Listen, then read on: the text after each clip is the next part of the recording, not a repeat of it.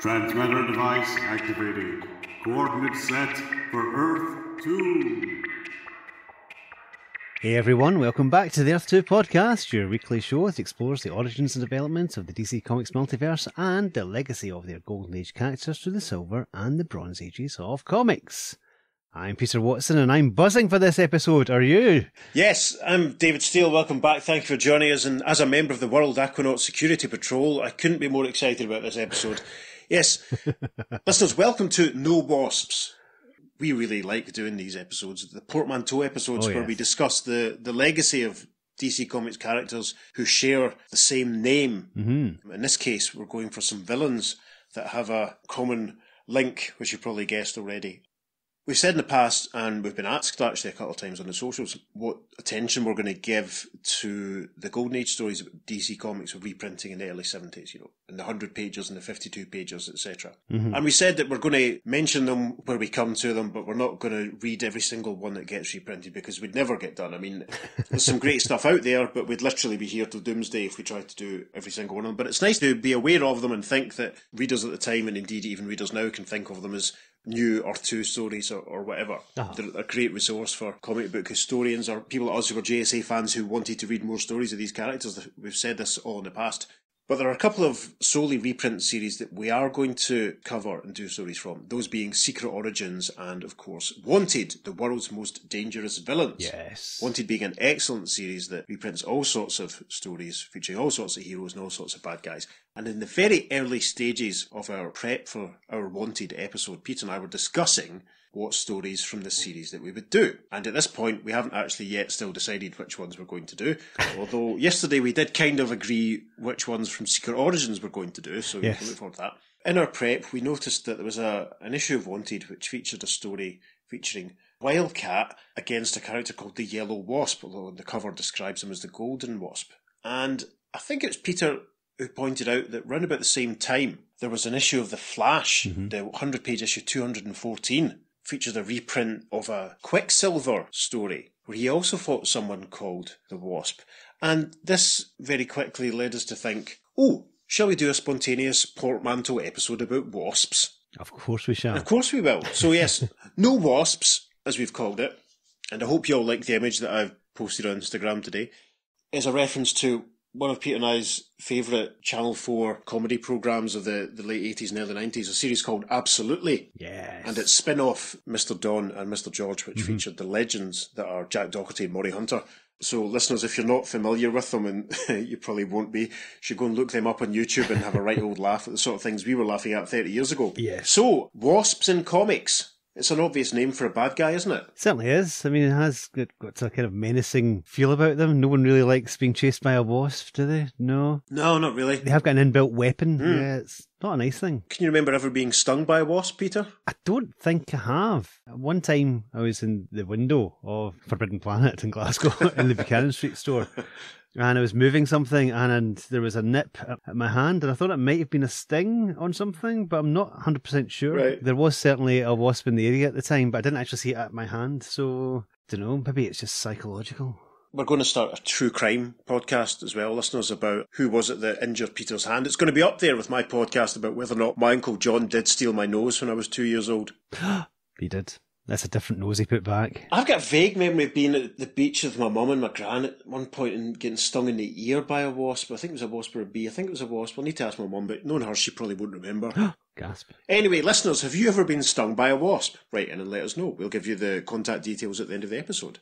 So listeners, if you're familiar with our portmanteau episodes, you know that we do a number of stories featuring characters with similar names. Perhaps our most celebrated was our early episode where we did The Road to the Crime Syndicate, where we talked about the stories that featured characters with names the same as members of that Earth 3 super team, and also our very successful Road to the Doom Patrol episode from roughly this time last year, which was a lot of fun putting together. So we're not really, I think we've done one for a while. Was that the last time we did one? Oh, I can't remember. They all merged into one after I put them together. Yeah, we're past our 150th episode.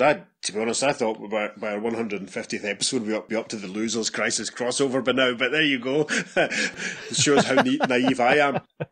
Certainly in the future we'll probably do a few more portmanteau episodes because there are lots and lots of names that have been reused and used and reused, and We like springing them on you, quite frankly, and they're a lot of fun to put together. So the theme today being wasps. Now, as usual, we're going to work chronologically, and as usual, Peter has been doing some digging around to find as many details about stories and characters and stuff. So Yes. there's a few stories that we could have done today, one of which we're going to hold off for another Legacy-style episode far, far in the future. Yes. And a couple, obviously, that we're going to give you very brief summaries on. So the first one that we considered doing chronologically was a story that featured the Fawcett Comics character, Spy Smasher. Yay.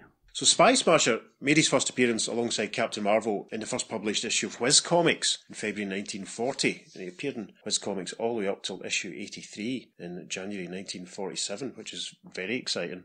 He had 11 issues of his own series between June 1941 and February 1943, and after the war he appeared in one issue of a comic entitled Crime Smasher, because there was no spies to smash after the war had finished, and that came out in May 1948. Spy Smasher was the secret identity of a chap called Alan Armstrong, and if that doesn't sound like an alliterative chat show host or British character actor or HMV security guard, I don't know what does. Yes. He got up to all sorts of adventures with his assistant Eve and the help of Admiral Corby. Spy Smasher will appear eventually in the podcast properly, obviously. So just very brief details on him here. Peter's now going to give us some details on a story where Spy Smasher encountered a wasp, aren't you, Peter? Certainly am. This is from Spy Smasher issue 7, which was published on the 26th of August 1942. The writer for this one's unknown, but the pencils are by Emil Gershwin. Interesting. There's no credit for the inks, but comics.org suggests it might be Gene MacDonald who inked this one. Okay. So we shall see. And the story goes like this. Spy Smasher investigates the mysterious deaths of 23 workers at the key defence plant, Dorf Motor Works. Each dead worker was found with a note saying, "Another sting from the Golden Wasp." He checks out the main suspect, Carl Winiger's house, and he finds a clue in the form of a note from the Golden Wasp and theorises that Winiger may actually be the next target. Uh-oh. Meanwhile, Admiral Corby's daughter, Eve, that's Spy Smasher's girlfriend, has been kidnapped by the Golden Wasp. Spy Smasher flies off in his gyro sub, which is a really cool bit of kit. It's like a flying submarine kind of thing. It's fantastic. So he flies off in that to track her down, and is attacked by a squadron of Nazi bombers. He lures them within range of US Forces anti-aircraft fire, who manage to take them out. He then finds a secret base of Nazi fifth columnists in an area where Eve was last seen. As he snoops around, he's attacked by a guard who's disguised as a scarecrow. Spy Smasher knocks him out and discovers the secret entrance the scarecrow was guarding, hidden inside a well. Within the base, a masked man with a wasp logo on his chest is holding a Nazi rally. Gosh. Yes.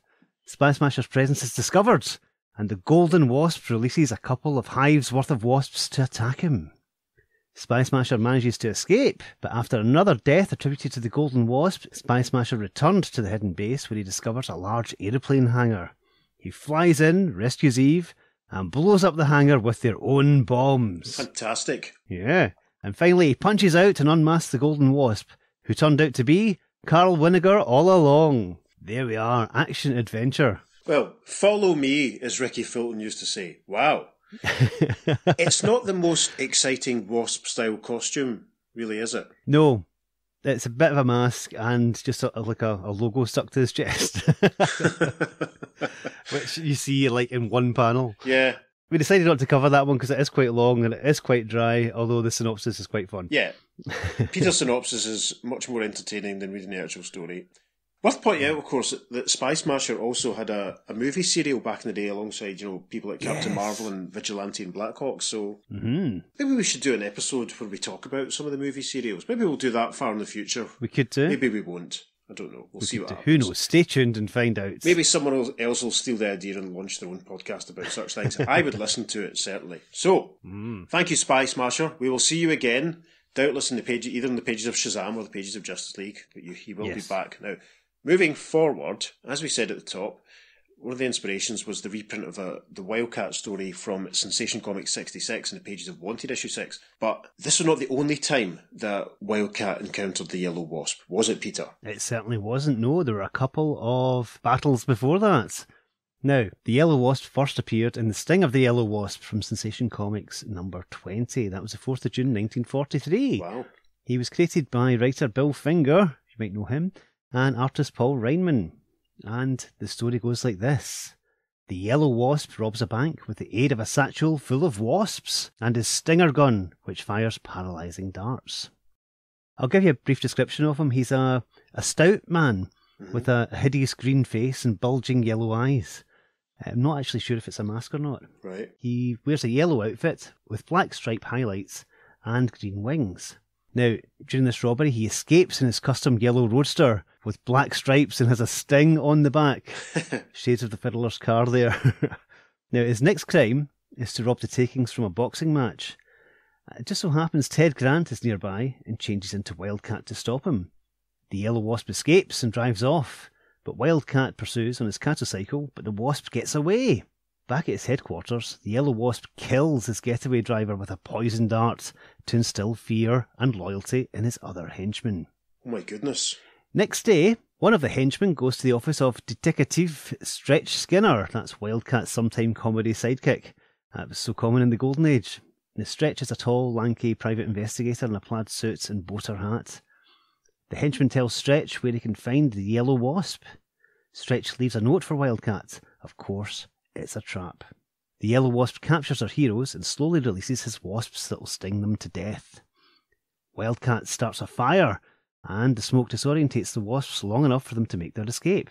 In the Yellow Wasp's headquarters, Wildcat notices a newspaper open at an article about singer Honey Davis, who is performing in a club.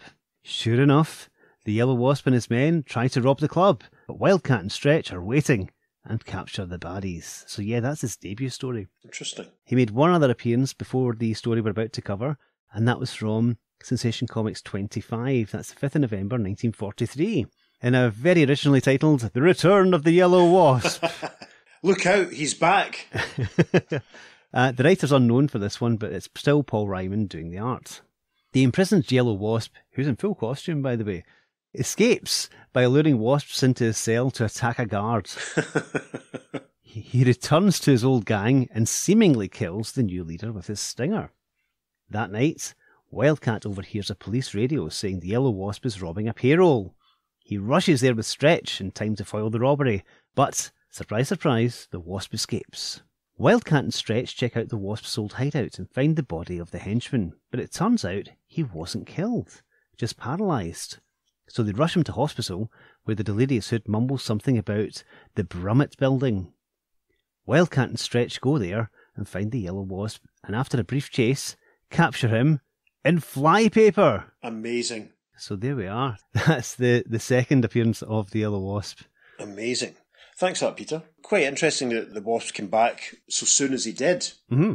You know, not too long between those two first appearances, but quite a gap, actually, because until his next one, because Sensation Comics 66 was not published until April 1947. Yes. So it's a good few years that he'd been away. Mm-hmm. So the cover of Sensation Comics 66 features a little boy squaring up to a bad man and saying, "Scared of me, huh?" And it looks so Wonder Woman's going to lasso him, but that's obviously nothing to do with the story that we're going to cover. But obviously, we're reading it from its reprint in issue 6 of Wanted, Yes. which was published on the 14th of December 1972. Don't worry, listeners, our dedicated Wanted episode will be along before too long. Mm-hmm.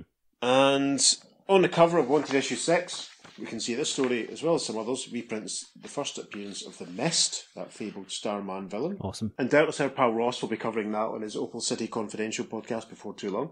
And the cover image on issue 6 of Wanted featuring Wildcat and the Golden Wasp, not the Yellow Wasp, it says in the cover. I'm not going to tell you about it because it's a bit of a spoiler for what happens in the story. Yes. We don't want to get too ahead of ourselves with all that. So, without further ado, if you have your copy of Wanted issue 6, or if you have the nice handy hardcover that DC put out a couple of years ago that reprinted all of these reprints, my sister got me a copy for my birthday a couple of years ago, which was nice of her. Thank you, Alison.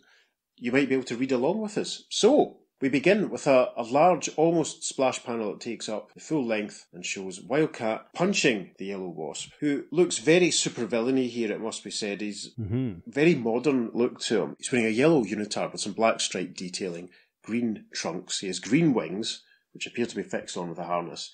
He has an almost flat top style. Yeah. Looks like a black hair, but it's probably just part of a mask, I'm not sure. But he has a very obvious sort of mask on, which gives him large, bulbous insect eyes. In this opening panel, we see Wildcat and the Wasp struggling as they fall in front of what looks like a subway train onto the tracks. Terrifying, and actually very like the cover image that I just decided I wasn't going to tell you about. But anyway, we have an opening caption, which reads... Bzzz, bzzz, look out! That deadly humming noise is the grim signal of the Yellow Wasp. Adopting the methods of preying insects, a winged killer lays siege to a horrified city. Clinging to the insect man's trail is Wildcat, whose only reward is the promise of slow death inside the den of terror known as the Wasp's Nest. Right, straight into it, no hanging back. There's a caption for the next panel that says, The height of the shopping hour in a large city when, suddenly, an ominous dark cloud looms overhead. Yes, we can see some pedestrians looking up at, a cloud in the sky, a dark, creepy-looking thing. Someone in a long overcoat says, What is it? A rain cloud? And another chap with a hat, he points up at the sky and he says, That cloud, it's getting closer. So obviously something going on, but then the final panel of this opening page, it's revealed that it's a cloud of wasps, and we see pedestrians falling over in the street and screaming and panicking as they're attacked by the buzzing insects.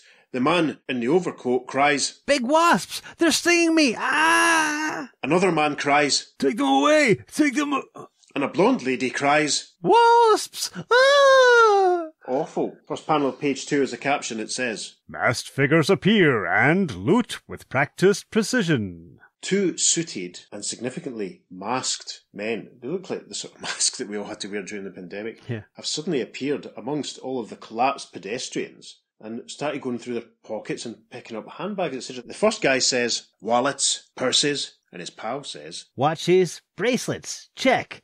This is working out fine.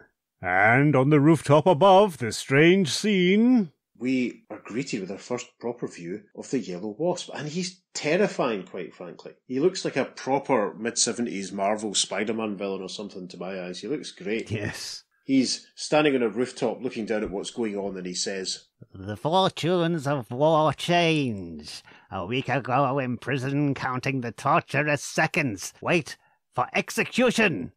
A last-minute escape, and the Yellow Wasp is free to strike again. Caption for panel 3 then says, Cleverly reinforced wings serve the Yellow Wasp as twin gliders. Yes, the Wasp takes to the air, saying, Crimes on even a more colossal scale than before.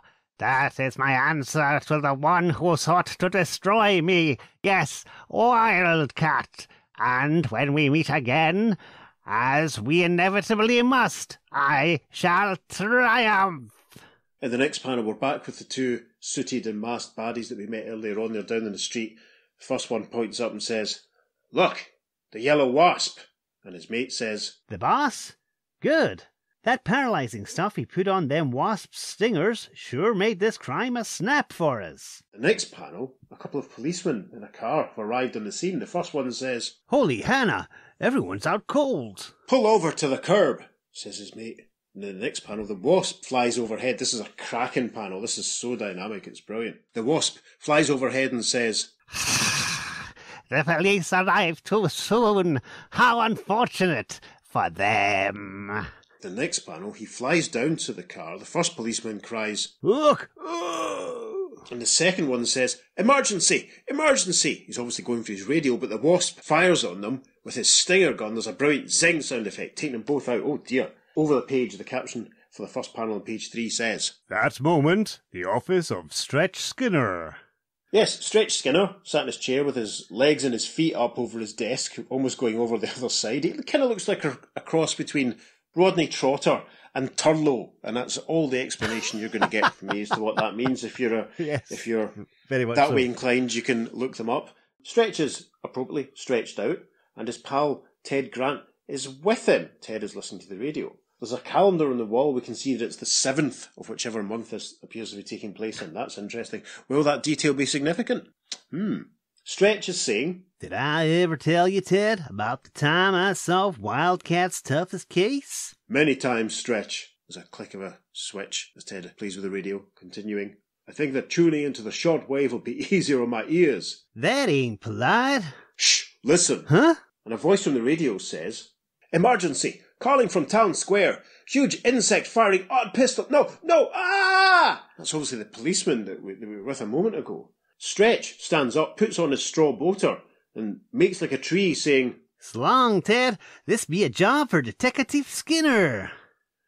Ted looks immaculate here, actually. We should point out he's wearing a very smart suit, a bow tie and everything. Is that what he wore when he wasn't being Wildcat all the time? You can say. Wildcat thinks, sounds like the Wasp. He continues, personally, I think it's more of a job for Wildcat. We see him taking off his smart suit, putting on his Wildcat uniform and taking to the roofs. See the telegraph poles, very, very effective. And he obviously thinks he's going to be a lot more used than Stretch. The caption for the next panel. Shortly, at Town Square. Yes, we see that the police car that we were with a moment ago has been overturned. Gosh, this looks like the smoke coming from it. The Wasp is walking away, saying, Come, men. My stinger put those clumsy police to sleep. And his cohort is saying, Bruh, wouldn't set myself against you for $1,000,000. And then, suddenly appearing on the scene, it's Wildcat who says, I would, for nothing. The Wasp lunges forward in the first panel of the next page, saying, Wildcat, we meet again, but this time... We'll end up as last time, with the Yellow Wasp in jail. The Wasp takes a swipe at Wildcat in the next panel, saying, Braggart, the darting speed of the Wasp cannot be parried. Wildcat punches back with a whack, saying, But the paw of the Wildcat does fairly well in its own way. Significantly, he knocks off the Wasp's mask at this point. We can see in the next panel his real human face underneath. The Wasp's second cohort uses his pistol and strikes Wildcat in the back of the head in the next panel, saying, Too bad you ain't got eyes in the back of your head, hero. And with an Wildcat collapses to the ground.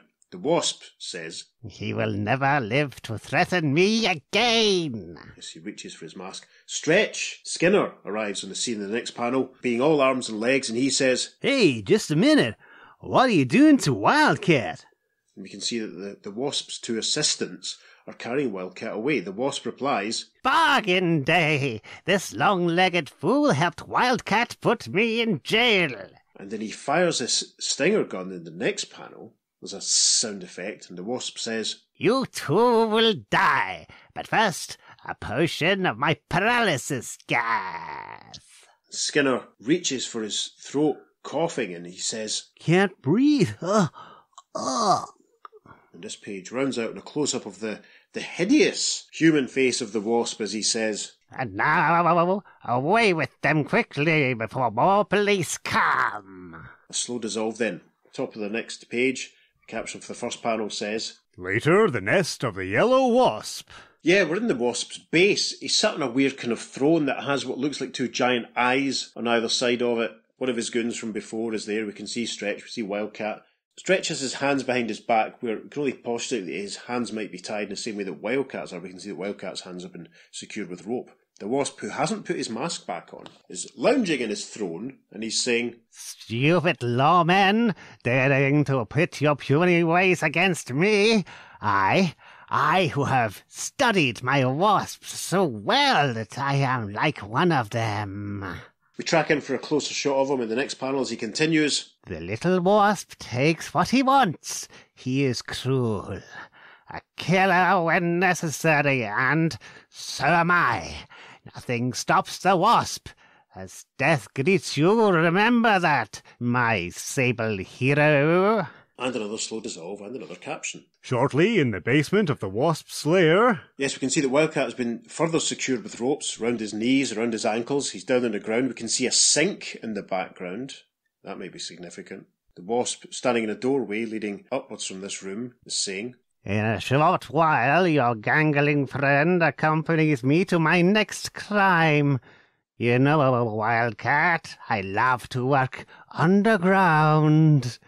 The next hour will be very pleasant for me, while you will die here in my burrow by the stings of my wasps. They will enter one at a time as you stare at the window which you cannot reach. Yes, we can see the vague impression of the window in the wall above Wildcat and some buzzing sounds as some wasps start to arrive. Now, are they coming through a hole in the wall? It looks as though they are. Yeah, he's uncorked a hole in the wall, yeah. It looks as though he's moved a little thing out of the way and they're buzzing through. So, yeah, this is for the Golden Age artwork. Maybe falls a little short. Yeah. But not to worry. Another slow dissolve. Then, alone. We can see the wasps buzzing around Ted, who's still lying on the ground. And Wildcat starts to angle his legs up towards the sink. Wildcat's thinking, I noticed that the wasp keeps himself covered with a wet solution. Probably protects him from stings. Water would do as well. At the next panel, he manages to use his heels to turn on one of the taps. Well, that's good. The Wildcat thinks, that does it. And a caption for the final panel of page 5. Long minutes later. Yep, the sink is overflowing. Wildcat's being borne up by the water and he thinks, there's just the barest chance that I can float up to that window. If I fail, it's curtains. We arrive at the top of page 6, the caption for the first panel. Meanwhile, a distance away. Yes, we see that the wasp, now wearing a hat and a long coat as a disguise, is running down a flight of steps. His two goons are following him. They're carrying Stretch between them. The wasp says, Down here, quickly! And his pal says, Right, boss. They appear to be moving through, well, it's obviously a subway tunnel because we can see by the shape of the roof, we can see the cables hanging from the wall.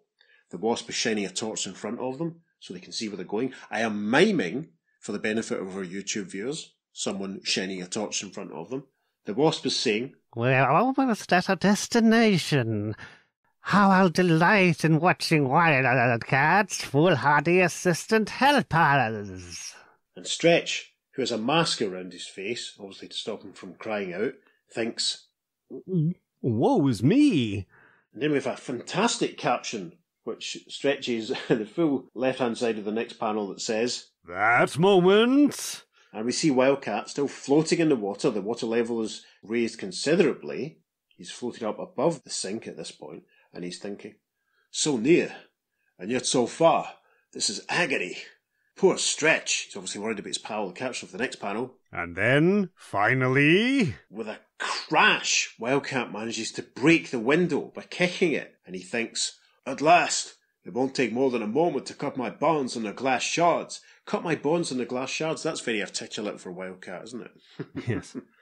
There's a slow dissolve. The next panel, we see him exiting the wasp's hideout, which looks like a really bizarre tree-shaped building with a weird awning and weird windows and stuff. Yeah. We can see the water overflowing from the basement. Wildcat's made his escape. And a full moon, take a drink, looms in the background as Wildcat legs it, saying, must get to a phone at once. Contact the necessary officials. Shortly... Yep, we see Wildcat in a phone box using an old-style phone where he has to hold the earpiece up to his ear and speak into the mounted microphone. Gasp. Yes, young kids won't understand this whatsoever at all. Wildcat, we don't know who he's talking to at the moment, but we hear him saying, what point will it pass in 5 minutes? The final panel of page 6, dynamic shot of Wildcat running towards us as he says, it's a slim chance, a stray shot in the dark, but it's the only chance. Faster, faster. He's trying to drive himself. First panel of page 7, we're back with the wasp and his cohorts, and we see that Stretch is lying down on the subway track. Oh my goodness. The wasp says, The subway payroll train will reach this spot in 2 minutes. Anyone want to bet the motorman seeing that fool's body in time to stop the train from running over him? And his cohort exclaims, Not me. The next panel, see the wasp is taking off his hat and coat. He has a box in his hand. There's a buzzing sound coming from it. The wasp says, In any event, when the train is brought to a halt, my little buzzing beauties in this grip will make sure that our looting lives on undisturbed. Oh my goodness, he's so evil. Caption for panel 3. Scant seconds later... Yes, there's a great little rumble sound effect as we can see the lights of the subway train approaching. Stretch, we're down with him, is thinking, Yes, this will be the end. The end of the line. Wildcat's dead and I'll be going soon. End of the line, of course, being that fantastic Travelling Wilburys song. Yes. Is that the first Travelling Wilburys song to be mentioned in the podcast? Possibly, who can say? Panel 4, the drama increases as with a roar and a rumble. The subway train approaches Stretch ever closer. Stretch thinks, Goodbye, Ted. Goodbye, Wildcat. But then the next panel, thankfully, just in the nick of time, a firm hand reaches down, grabs him by the shoulder and pulls him out of the way. The caption for the next panel says, Needle-sharp claws slice through restricting bonds like butter. yes, great rip sound effect as Wildcat uses his claws to remove Stretch's gag and his bonds. Stretch says, Wildcat, you saved my life. Wildcat replies, no time for chin music. There's work to be done. In the next panel he cries, Yellow Wasp, this is the showdown. And we see the Wasp and his two bad guy pals walking towards them. The Wasp hisses. And we see the buzzing sound effects from the little Wasp in his box that he had with him. Oh my goodness. In the first panel of page 8, the Wasp says, I'll fill you so full of stingers that you will resemble a pincushion. he's got his little gun in hand. And we see in the background Stretch bonking one of the Wasp's bad guys on the head. That's very amusing. In panel 2, Wildcat kicks the box of wasps towards the Yellow Wasp, saying, odd, isn't it? Your cherished friends seem to be flying against you. And we can see the buzzing going on as they surround the Wasp. In the next panel, in the background, we see Stretch doing a fantastic uppercut that takes the other goon up into the air. And Stretch says, Take that. And party. yes, reference to one of my new tattoos. And in the foreground, Wildcat punches at the Wasp while shouting some encouragement to his pal. Keep those fists flying, Stretch. And then there's a spectacular punch from Wildcat, a great smack sound effect that sends the Wasp flying with a... Yeah. As Wildcat says, and speaking of flying, here is the last flight of the Yellow Wasp. Fantastic. A slow dissolve. A caption says... Later. We see Stretch standing as Wildcat throws the Yellow Wasp onto a bed in a prison cell. Wildcat says, there's your new nest, but don't try to get too used to it. The hangman's noose is still waiting for you. The Wasp replies. In the next panel, it's a nice shot of Stretch and Wildcat walking along the pavement. It's a nice fancy lamppost and, oh, take a drink because there's a waste bin right there. Stretch is saying, How in tarnation did you know where to find me, Wildcat? the Yellow Wasp stressed how we used all the methods of the wasps he worshipped, and he hinted his next job was underground. Some way occurred to me, a long shot, but it saved your life. And that is the end.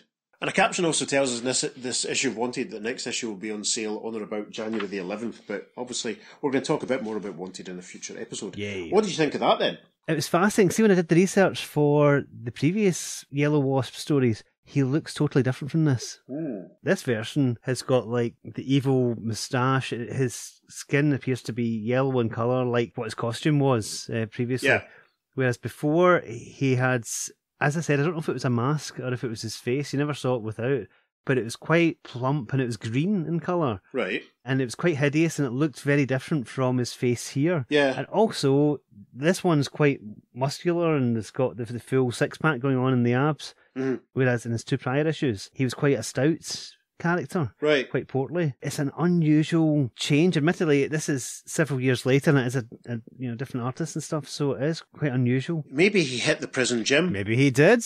Maybe he got super buff and made some new pals that could outfit him with some new gear. Maybe get a cream for his green face that took down the greenness and... Yeah, down a bit to yellow. Mm-hmm. But as far as the story goes, I think it's a corker. Yeah, I really enjoyed it. The thing that struck me immediately is just that on the cover, we get a very striking shot of the Wasp firing at Wildcat and Wildcat falling into the path of the train. And then the opening sort of half splash panel shows them Wildcat punching the Wasp as they fall in front of a train. And that doesn't actually happen in the story. Not in the slightest, no. Which is very disappointing. Unless in that final big shot where Ted punches him out and he goes flying backwards, he then falls in front of a train, but we just don't see the train. Maybe that's what they're suggesting, but I was quite disappointed. But that was a lot of fun. Mm-hmm. It rattled along, and I like that Ted had a bit of detective-style ingenuity and figured out what the Wasp's plan might have been. I mean, it's not the first time he's basically left Ted in the inescapable doom trap, assuming that everything's going to go according to plan. Right. In the previous story, he killed his henchman outright, straight away. Whereas in this story, he's got the hero and his sidekick. And rather than just shoot them and kill them straight away, I will leave you in this trap and assume everything's going to go according to plan. Austin Powers style. Yeah, it might have been a stretch to imagine that Ted would have flooded the basement and escaped, but you'd think he might have, Pavlov's sink, and I just love the fact that you just see it in that panel. Oh, is that sink going to be significant? Yeah, it's that baffling thing. I remember Tom Baker mocking it in one of his Doctor Who DVD commentaries, sort of saying, it's great the way that baddies will say, I have you in my power, but I'm not going to kill you just yet. I've got more important things to do. How brutal would it have been if the Wasp had literally just shot Wildcat in the head with an actual bullet instead of... Can you imagine such a thing happening? That'd be terrible. No, not at all. Yeah. It's interesting, though, one thing that springs to mind, I have a vague memory of a modern JSA story that made a reference to a child of Wildcats or someone being stolen by the Wasp. I can't remember if that was how they led into the character of Tommy, who appeared in the circa 2007-2008 JSA ongoing. We'll have to do some digging, but maybe it's not too important to enjoy any of the stories we're talking about today. It just floated back into my memory there. I can't remember that specifically. However, there was a character called Killer Wasp, who was the son of the Yellow Wasp. Ah, yeah, that rings a bell. Yeah, he first appeared in JSA number 9 and made 7 further appearances before, spoilers, his death in JSA All-Stars number 3. Interesting. So yes, there's some more legacy for you folks. Post-crisis legacy, but legacy nonetheless. Yep, and still JSA adjacent, which is what we try and focus on. So that was fun. Yeah, I enjoyed that. It's interesting. I think that's the first time Stretch has made his appearance on the podcast. It is, yes. I don't think he's ever been revived in an ironic, postmodern, clever... Will he turn up in the final issue of the current Stargirl miniseries to save the day? Who can say? Well, Jeff Johns, but No, I think issue 5's out this week, so as we record, so I don't think issue 6 will be out by the time this episode is released, so we'll wait. We can all wait with bated breath and see if that happens. So, were there any subsequent appearances by the Yellow Wasp in the Golden Age? That was it, just the 3. Right. And as I said, he's very different in appearance in the third one than he is compared to the other 2. Yeah. So, the implication there then that he's executed very soon afterwards then by hanging, so that's a lot of fun. Well, it depends when he had his son. Maybe he escapes, maybe he lathered himself up in some wasp juice and slid through the bars. I don't know. Wasp juice? Okay. Interesting. Stranger things have happened, who knows? That was another thing, they made reference to him having to kind of keep himself sort of, for want of a better way of putting it, a bit damp, so that you wondered if that might have played, maybe that is the clue to his escape. I'm going to have to revisit these modern JSA issues just to kind of remind myself of Killer Wasp and all that, everything that happened with him. So, shall we move on to our next story? Yes, let's buzz ahead to our next encounter with another Wasp. This is the one that really prompted this episode. Issue 214 of The Flash, published on the 3rd of February 1972, has a number of reprinted stories featuring The Flash, Kid Flash, Jay Garrick, the Metal Men. Yay! But significantly, it features a reprinted story of a character called Quicksilver. Quicksilver made his first appearance in issue 5 of National Comics, published in September 1940, and he ran all the way up to issue 73, published in June 1949. We should describe him for you.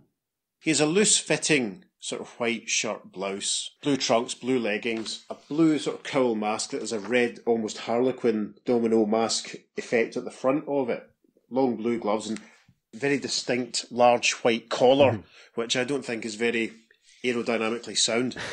Peter, can you remember when you first encountered this Quicksilver? This Quicksilver? It might have been All-Star Squadron, maybe, in passing. Oh, honestly, I can't recall. I've been trying to remember if he actually appears in All-Star Squadron. I'm sure that he's seen in the background of a couple of Young All-Stars panels where they talk about Uncle Sam and his freedom fighters being in Washington and all that sort of stuff. Obviously, he was published by Quality Comics. National Comics published Quality Comics. Probably should have said that. But a version of this character obviously became much more prominent, much more popular in the 90s when Mark Waid got him involved in the seminal Return of Barry Allen story that ran late 92, early 1993 in the pages of The Flash, when Quicksilver was brought back and renamed as Max Mercury. Yes. We've talked about Mark Waid's run on The Flash in the 90s before, and as two old comic book guys that, are very nostalgic for our youth, and it's terrifying to think that this stuff was actually going on 30 years ago, that this story was being published as we record. We won't spoil the story as such, but Barry Allen is essentially gone rogue, and Jay Garrick and Johnny Quick have to go and get some more help, and they visit a guy working in the subway called Max,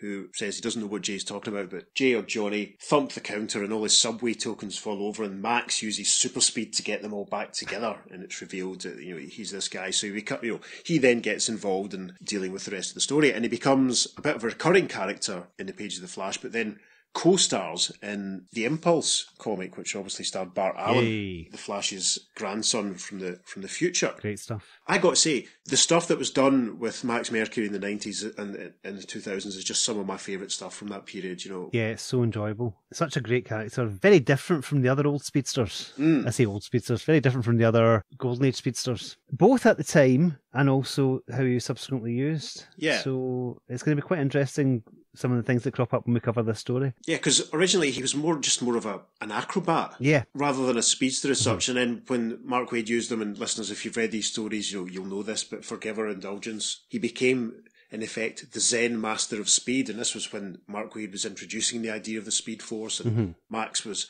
kind of mentor to Wally in a way and helping him overcome some of the limits that he'd put on himself. Yeah. And it was fascinating. And they did so much with Max. They gave him such a long storied history, his origins, the previous characters that he'd been, including Windrunner and Whirlwindy, because he had this tendency to jump forward in time every time he got to a certain speed.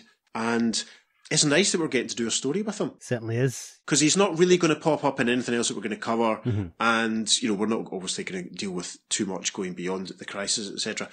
This story was published in issue 67 of National Comics, which, according to Mike's, was released in May 1948. But at this point, National Comics doesn't really have many other superheroes in it. Quicksilver's pretty much the only costumed adventure at this point, so it's very interesting. It's a fun story. I'm reading from my reprint in Flash 214, but you can also find it on the Comic Book Plus website, because the copyright has lapsed and they have a few issues of National Comics, so feel free to wake about there and see what you can find. So, without any further ado, because I can tell that Peter wants me to get on with it, turn to page 27 of Flash 214, and a massive Quicksilver logo takes up the left-hand side of the page. We have a large splash panel, which shows Quicksilver standing on a rooftop, trying to get out of the way of a short, round man wearing a purple overall and what looks like a weird contraption strapped to his back.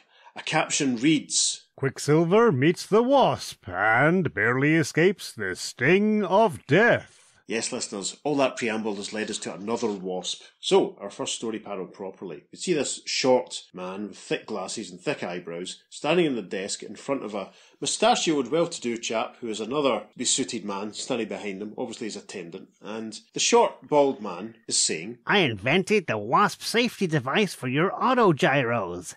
It's made a fortune. I want my money.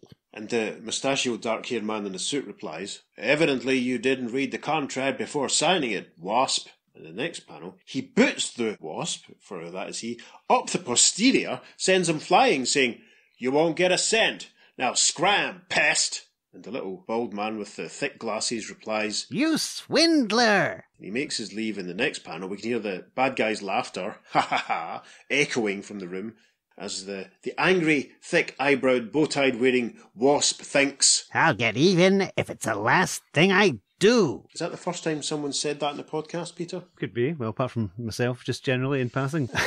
I'll get even if it's the last thing I do. Top of page 2, we can see the Wasp. We don't really get another name for him. At work in his laboratory. He's a tiny man, so he's perched on a very tall stool to reach his bench. We can see that he's working on something. He thinks, I'll put some of my other inventions to use.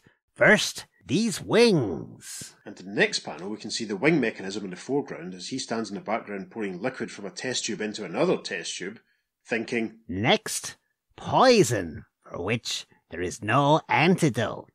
We're just going to leave that hanging for a second there, listeners. In panel 3, we can see him standing with a syringe-type mechanism in his hand, and he's thinking now, And I can make this long hollow needle with its fine tapering point work like a hypodermic for the poison. Gosh. And then in the next panel, we see him lifting up a telephone receiver to make a call, and he thinks, I'll give them one more chance. Either they pay or they'll feel the deadly sting of the Wasp. And we see the well-to-do man who punted the Wasp out in the previous panel, sat back in his office chair, taking the phone, and he's saying, $1 million? Are you crazy, Wasp? Go ahead and do your worst. You haven't a legal leg to stand on. And his high-foreheaded, blonde, skinny, toadying assistant leans over and says, Mr. Shaw, don't you think we should cut him in? After all, he invented the... That little twerp! Just another poor sucker.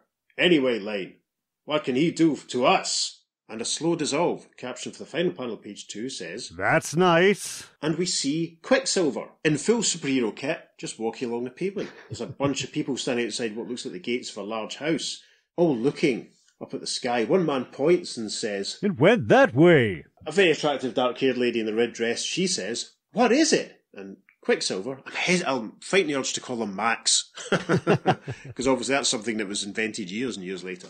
Quicksilver sees all this commotion and thinks, I wonder what's causing all the excitement. And he approaches one man in the crowd in the next panel, and the man says to him, It was like an insect, only big and hideous.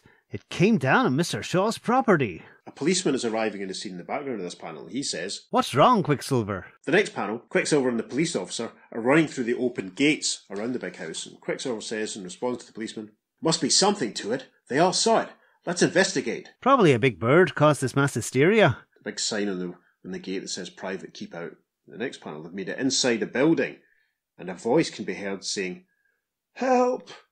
As Quicksilver and the policeman rush through a door, the policeman says, Somebody's in trouble. and then in the next panel, they've rushed in and they found the body of Mr. Shaw. Quicksilver is cradling him. The policeman looks on concerned. Quicksilver says, what happened? Try to speak. But all Mr. Shaw can do is groan. The policeman says in the next panel, There are no wounds. yeah, no obvious wounds, but Quicksilver has spotted a tear in the sleeve of Mr. Shaw's jacket. And he says, except the swelling on his arm, it looks like a poisonous insect bite. And in the next panel, we move to outside the building, where the Wasp, now in his purple unitard, and with his wings strapped around his body, is hovering, and he thinks, They'll never know what happened.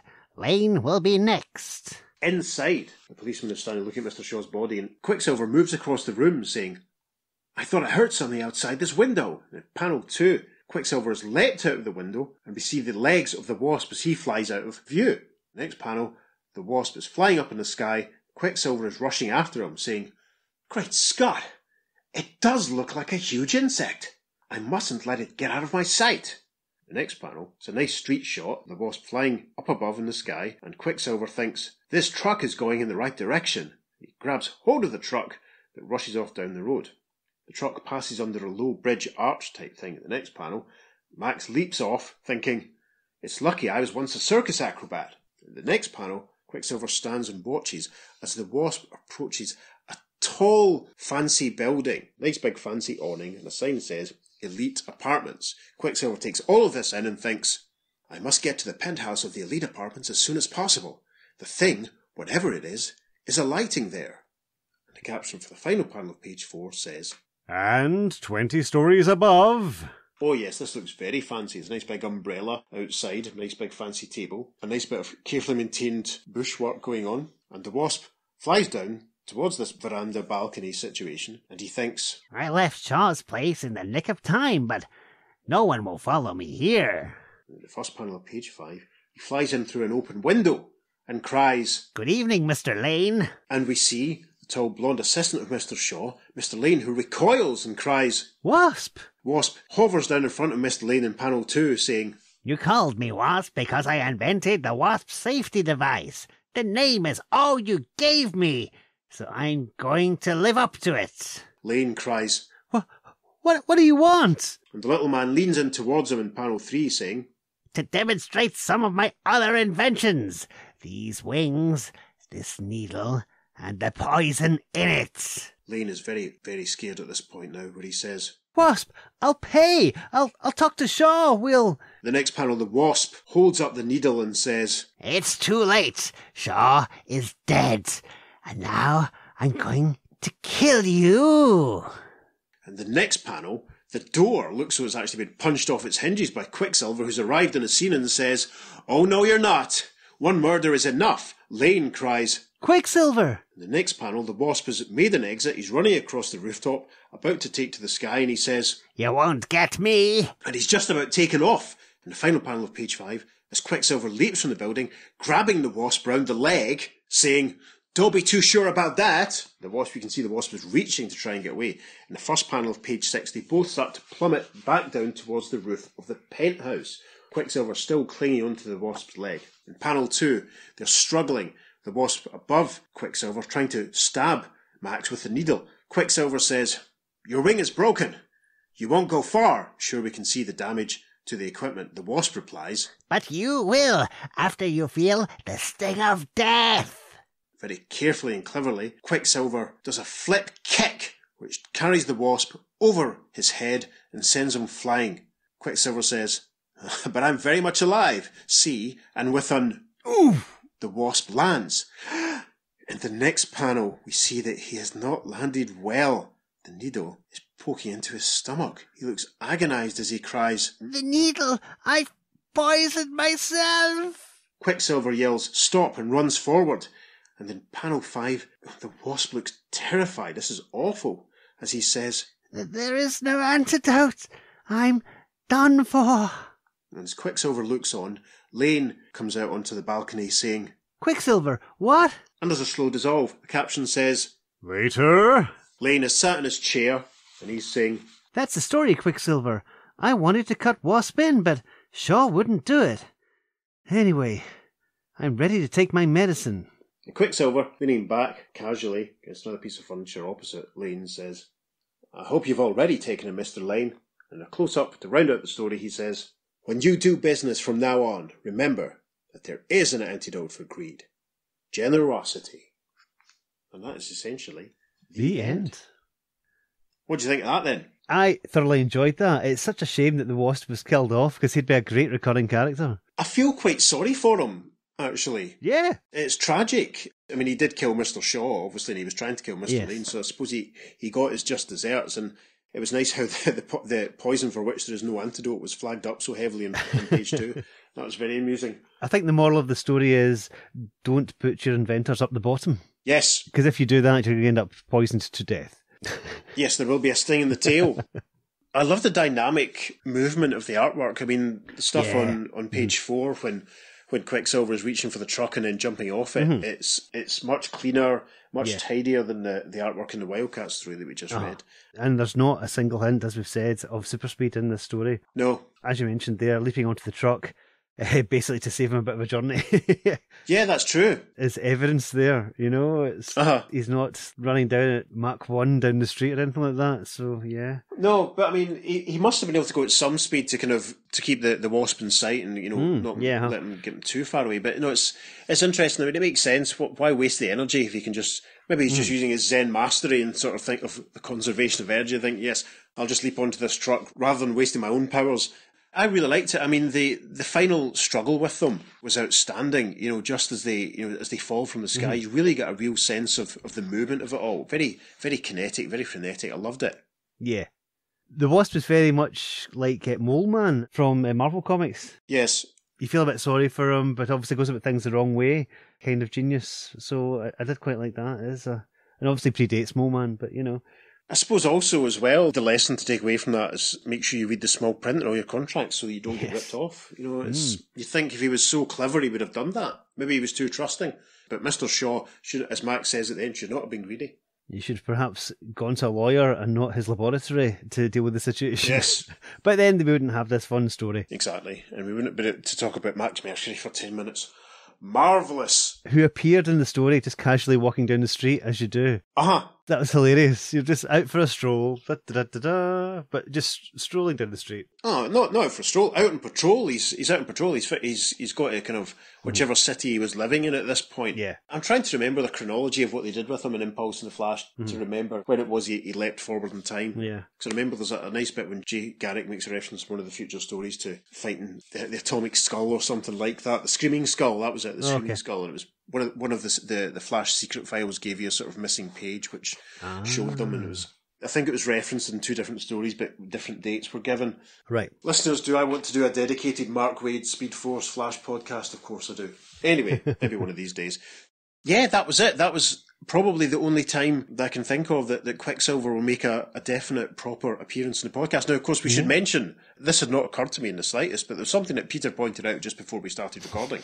Yes. Of course, this is Quicksilver fighting the Wasp. Now, if you mentioned those names to people these days, they would automatically think of the two Marvel characters, Quicksilver and the Wasp, who I would say are maybe slightly more well known than these guys. I think that's a fair assessment. Yeah, they might have appeared in several movies, etc., etc. Yes, might be a founding Avenger and, like one of the Cookie Quartet Avengers. Yes, It's, a one-time member of X Factor and lumped in with all the other mutants. And I loved Quicksilver and X Factor. Seriously, that was fantastic. Peter David's X Factor is so good. Which also enabled some brilliant audience baiting on WandaVision with the recasting of actors. Great stuff. And I loved the Wasp, especially when Roger Stern was writing her as well in the Avengers. That run there, she was amazing in that. Yeah, I love so Janet. good. She's kind of in my era of the Avengers. When she was team leader and all that sort of stuff. I'd kind of got hints of some of the stuff they'd done with her since, and I kind of had trouble reconciling that with the character that I read in the 80s. But there you go. And of course, when they did Amalgam Comics, Janet Van Dyne appeared as Elastigirl in the Unstoppable X-Patrol. Yes, she was Elastigirl, so yeah. So she did. That's right. Did they do anything with Quicksilver in Amalgam? I can't remember. I don't recall offhand. Oh well, not to worry. There we are. Listeners, if you think they did something with Quicksilver, please get in touch and let us know. Yes, if you think they did. If you know, definitely get in touch. If you think, maybe just have a bit more of a think. We might do some digging too. I don't know. Where are my Amalgam Comics filed? I think they're under DC, as in DC versus Marvel. I'm not sure. That's always a big question, is where do you file it? Because it's not one or t'other, indeed.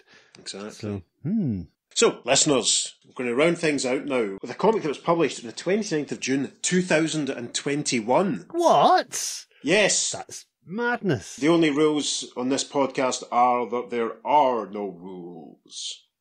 Listeners, we originally planned we were going to do the Spy Smasher story in full, but then Peter remembered a story from the Green Arrow 80th Anniversary 100-page Super Spectacular. So if you've seen the fantastic image that took me minutes of work that I put on Instagram this morning, you might have guessed that Green Arrow was going to turn up in the podcast. So if you have your copy of the Green Arrow 80th Anniversary 100-page Super Spectacular to hand, flick to the second story and we'll jump straight into it, shall we? Yes, let's do so. Our opening large panel at the top of the first page, it's an indoor, old-school, heavily bricked, wooden beams overhead style gymnasium. We can see bars on the wall, punching bags, all sorts of stuff, weights on the ground. We can see the door to the lavatory. There's a poster that mentions Al Pratt versus Ted Grant. That's fascinating. And a scene-setting caption tells us we are, in fact, in Brooklyn, Ted Grant's gym. And a story that's called Punching Evil. Another caption box tells us that Tom Taylor, writer. Nicola Scott, artist. Annette Kwok, colourist. Clayton Cowles, letterer. And this first image, as well as all the detail I've just described, shows none other than Ted Grant standing in the middle of a boxing ring, and Green Arrow, still in his early first Silver Agey style Golden Agey uniform, with his arrows in his back, climbing into the ring too. And as Green Arrow climbs into the ring, Ted Grant has something in his hand, which he offers him and says, "Put on the gloves." To which Green Arrow replies in panel 2, "Look, you seem a good sort, old man, but I'm only here because I like Dinah, and she asked me to come. I don't think there's much you can teach." But he's interrupted by a voice off panel who says, "Ted, I'll be back next week." And we see none other than Batman making an exit with a towel round his shoulders. Green Arrow looks and exclaims, "Batman?" And he waves after him in the next panel saying, "It's good to see you again." And the very huffy Batman exits the proceedings saying, "Of course it is, Green Arrow.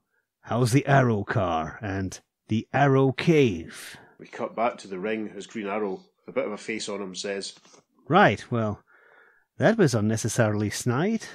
"The man has chips on both shoulders, but he's one of my best students, and he's willing to learn more," says Ted. "Hey, I'm sorry if I sounded as arrogant as that guy."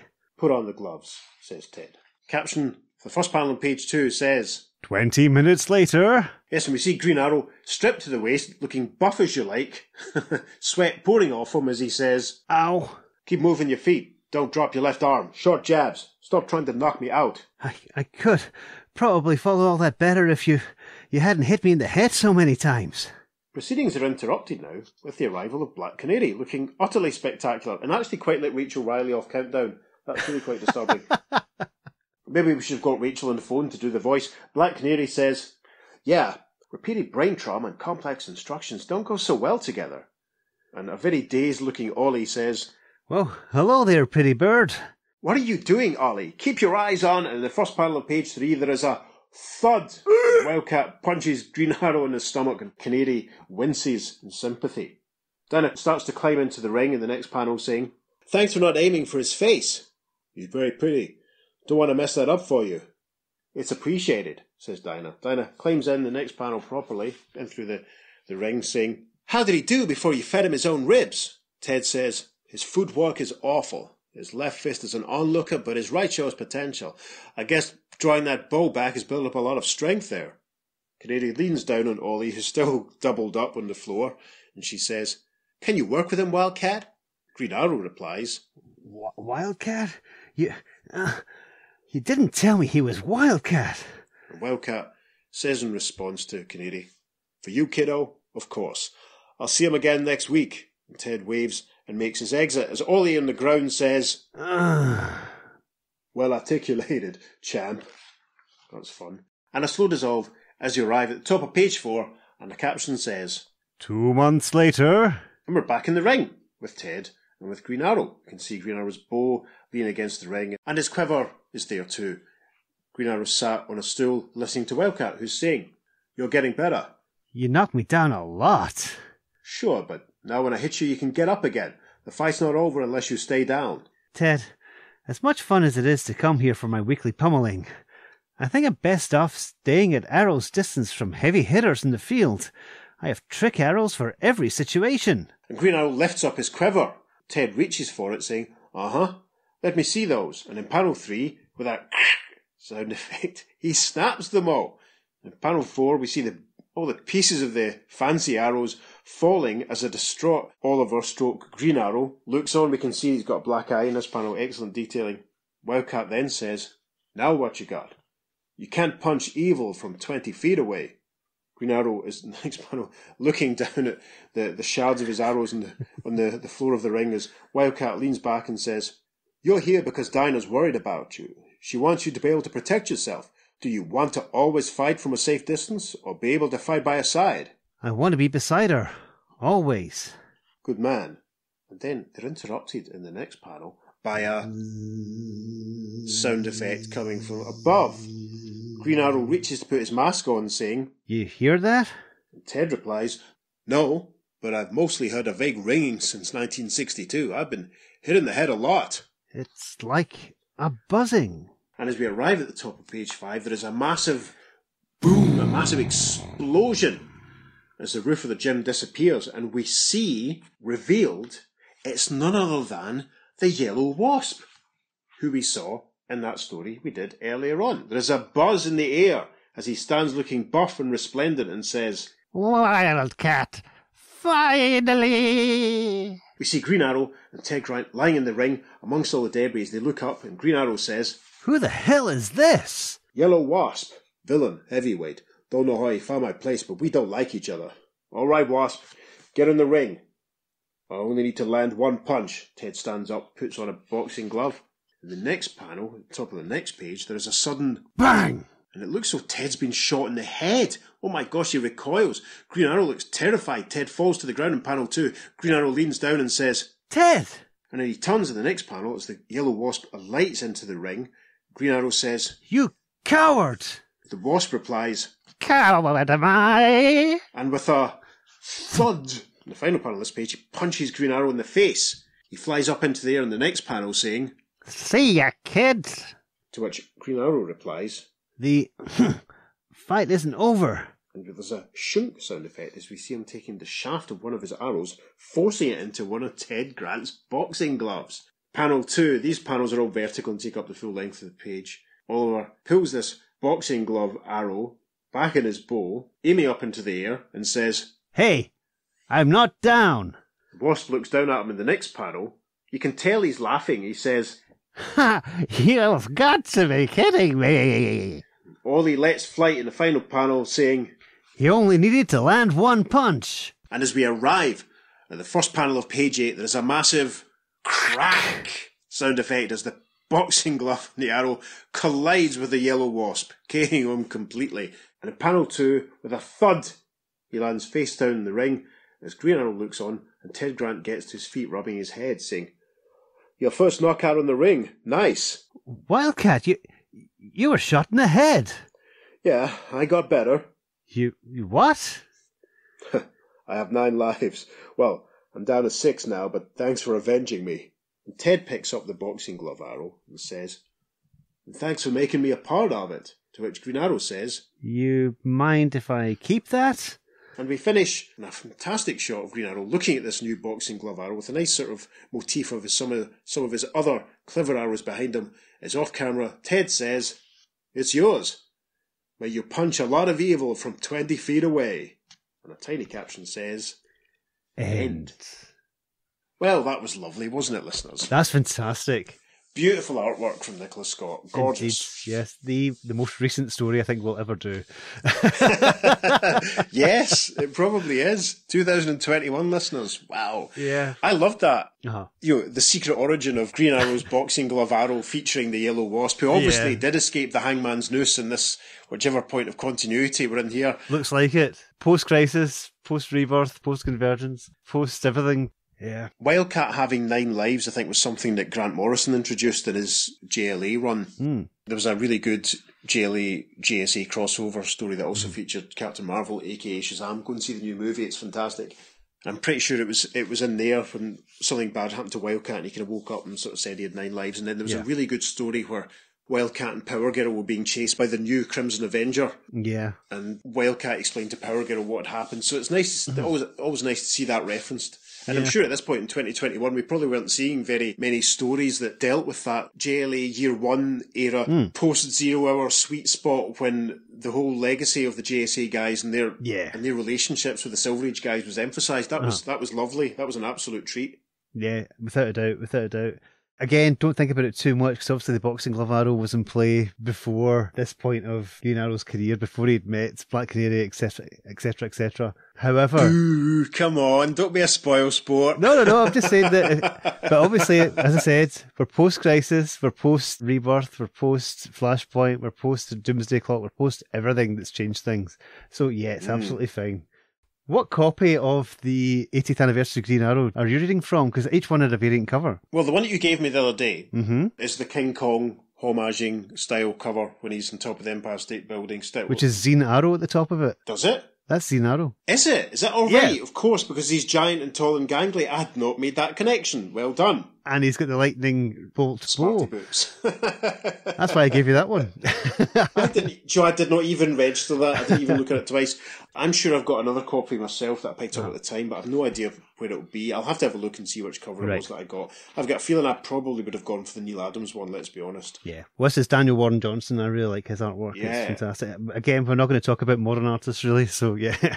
That is excellent. I had not realised that was Zine Arrow. That's terrific. Listeners, that's a throwback to another episode we did in 2021 from a nice Jack Kirby Green Arrow story. If you haven't heard that episode, go back and look for it because it was a lot of fun. You get all sorts of stuff about Zine Arrow and other things. And it proved once again that the Flash was not the first superhero to travel to another dimension and meet a parallel version of himself. I know, fantastic stuff. Gosh, fantastic stuff. That was great fun. I really enjoyed that. That was great. That was a nice little secret file style bonus story that would have been stuck in and would have had us all delighted in the DC Comics message boards 20 odd years ago. Yeah.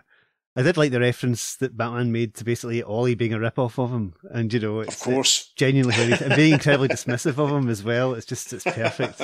It's just so incredible. It's just a lovely, fun story that is just it's utterly disposable, but it's huge amounts of fun. Yeah, a great fun little story. And the Wasp turning up for a couple of pages just lets us talk about it, which is nice. Yeah, there's actually loads of great stories in this 80th anniversary 100-page super spectacular. Another callback to an episode that we did. Yeah, there's loads of great creators in this, including Mike Grell's got a story in here as well. That's right. You've got people like Jeff Lemire, Andreas Sorrentino, you've got Phil Hester, Andy Parks, Devin Grayson. I love Devin Grayson's stuff, just not enough of it. This one by Tom Taylor, Ram V as well, and there's so many wonderful variant covers for this as well. These anniversary issues that came out pretty rapidly after each other were all really strong. There was always at least a couple of fantastic stories in each one. Green Arrow one's a particularly good one. So yeah, check it out, folks. Absolutely. It's probably on the app as well. Yeah, if you haven't picked any of them up, there was one for Aquaman, there's one for the Flash, I'm sure there was a few others. So yeah, they're worth checking out. Lots of fun. Well then, that's probably it for the Wasps, isn't it? It is indeed, yes. We can now buzz off, I suppose. He said it, not me. But before we go, don't forget you can email us at theearth2podcast@gmail.com and let us know what you think about this interesting diversion. Follow us on social media, where we're putting up lots of lovely bonus content for you. On Facebook and Instagram, we're at the Earth2 Podcast, and on Twitter, we're at podcast_Earth2, and it's the number 2 for all of our social media. Also, don't forget you can leave us a voicemail at speakpipe.com/the Earth2 Podcast. That'd be nice. We haven't had one of those yet. Sigh. Again, we'll sort of say if you're feeling generous, you go to wherever it is you receive your podcast and give us a nice glowing review. That would be fun. We seem to have attracted a lot of new listeners recently, which is great. Very encouraging. Makes us feel less that we're shouting into the void. Mm-hmm. It's appreciated. If you're feeling even more generous, you go to our coffee page and buy Peter the price of a beverage, because that'd be tremendous. That'd be lovely. Well, next week we return to the pages of Adventure Comics. But for why? Well, you should just have to wait and see. Mm-hmm. So until then, I've been Peter. I've been David. Thank you for listening. We'll see you soon on the Earth2 Podcast. Transmatter cube activated. Return coordinates set for Earth Prime. The grotesque little man, Loon... Try that, that was a bit harsh.